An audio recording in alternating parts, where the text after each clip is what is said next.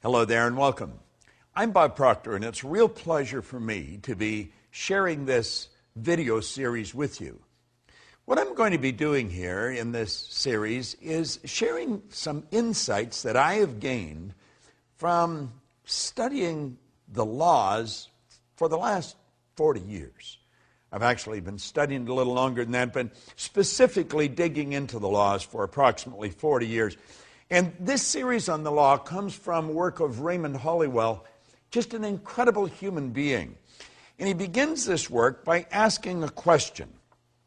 He said, the question uppermost in the world of thought today is whether a person has the capacity, equipment, and power to control their life. Whether we can be what we want to be, or whether we're just a drop in the ocean of life. Millions are affected by unemployment, poverty, and want, and we know that. Do we have any control over our life? You know, he goes on to point out that a fatalistic belief is contagious. And when a person submits to its influence, believing that circumstances around him are stronger than the power within him, that person is defeated before the race is even run. See, in the history of the race and the biography of man, there's a long list of evidence of man overcoming circumstances and meeting his problems in life. Now, I've experienced this myself, and I'm certain you have. You know, I go back to 1961 when I first began to study any of this information. I had no formal education, I had no business experience, and I just wasn't doing very well. I was earning $4,000 a year. I owed $6,000. I seemed to have problems all around me. And I was completely controlled by what was going on in my life. It never entered my mind that I could actually change everything that was going on in my life. And I was fortunate enough to meet a man that saw something in me that I wasn't capable of seeing in myself.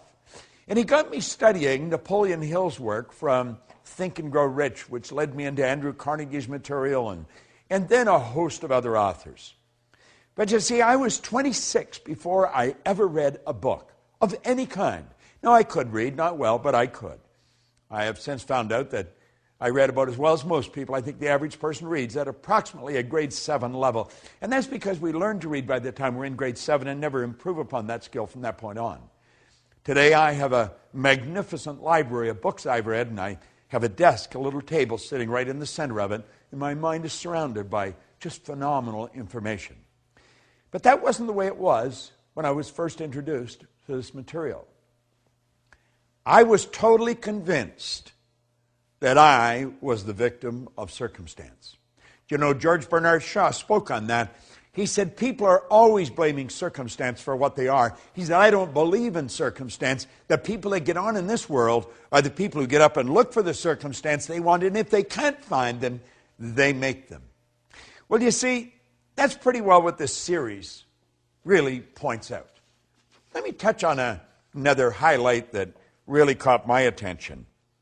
The author said, if all conditions are the result of actions, and all actions are the outcome or the fruit of our ideas, then our ideas must determine the conditions in our daily lives. An idea is a thought or a group of thoughts, and an idea is an image or a picture in the mind. There must have been an idea, a mental picture back of every well-known achievement or invention. Now think of that for a moment. How about the medium that we're communicating through right now? Here I am standing in a studio, talking to a camera. And now there you are at home, probably watching this on your computer. That little box, that little thing that maybe you stick in a briefcase, that has more power than the computer that carried the first man to the moon. Where did these ideas come from? How did they happen? Do you know where they came from? They came from the mind of man. Dr. J.B. Ryan said the mind is the greatest power in all of creation. Now, I have quoted Dr. Werner von Braun on The Secret, and I've quoted him in any number of films that I've done. And he said the natural laws of this universe are so precise that we don't have any difficulty building spaceships, sending people to the moon, and we can time the landing with the precision of a fraction of a second. You see, to my way of thinking, after studying this for a relatively short period of time, it only makes real good sense for you and I to start to understand these laws and then attempt to bring our life into harmony with them.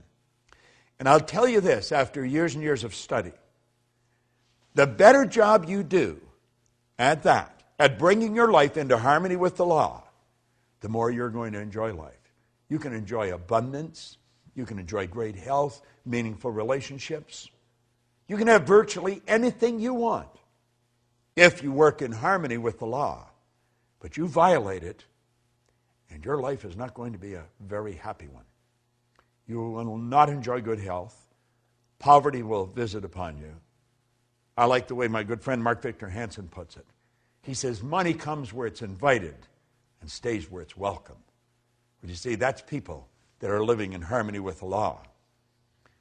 Let me share something out of Raymond Hollywell's great work. It's a highlight that I really enjoy. He said, every architect and builder follows the same plan, whether they're building or planning a house, a bridge, an institution, or their own life. Every person is his own designer and builder. Like the Creator, they make their creations within before they materialize without. All fears of sickness, poverty, and old age are impressions, ideas, and mental pictures long before they become the painful realities. Every idea and mental picture must produce after its own kind, whether the picture is good or bad. The law determines it too. You see? The law does not question or challenge the kind of picture we give to it. It only knows that it must take what is offered or planted and then proceed to materialize it in visible form. Now he points out some people can visualize great engineering achievements, yet they do not know that by the same method they can overcome their disease and despair and enjoy health and happiness that they long for. Isn't that wild? Now think what he said. Some people can visualize great engineering achievements, but never understand that by exactly the same method, they can enjoy health and prosperity. Mechanical engineering is the same as mental engineering. They are both dependent wholly upon a creative intelligence.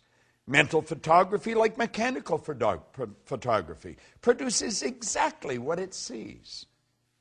A picture of a homely, unsightly person never turns out to look like a beauty pageant winner. Nor does the little short person look tall and large on a photograph. A picture of black will not be white.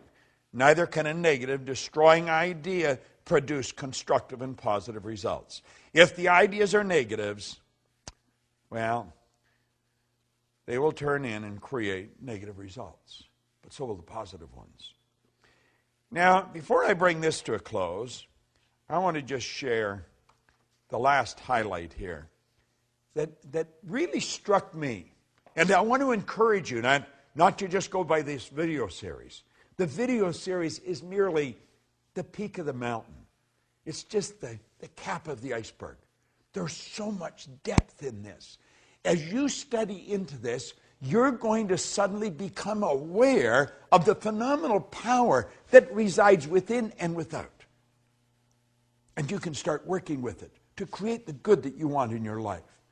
The author said, as we assimilate in mind these ideas or mental pictures, we knowingly or unknowingly exercise a power to produce them. See, what's ever going on the inside is going to show up on the outside. James Allen, way back around 1903, he said, we think in secret, and it comes to pass. Environment is but our looking glass. Well, this author says this creative process continues working night and day until the idea is completed. We cannot picture thoughts of poverty, failure, disease, and doubt, and expect in return to enjoy wealth, success, happiness, and courage. It just can't be done. Any more than the photographer can take a beautiful picture of a homely creature and then hold a picture of a beautiful person. You see, that same concept is true. When we begin to see positive things in our mind, you don't have to know how they're going to materialize. You only have to know that they are. What goes on inside shows on the outside. That's based on one of the first primary laws of the universe, the transmutation of energy. Energy is forever moving into form, through form, and back into form. And being a creative being, you and I, can entertain thoughts, and we can produce results. As a matter of fact, the very next video in this series is on the law of thinking. I want to thank you for looking at this. And again, I want you to encourage yourself to dig into this in great depth. This series that you're getting can literally change the course of your life. This is Bob Proctor.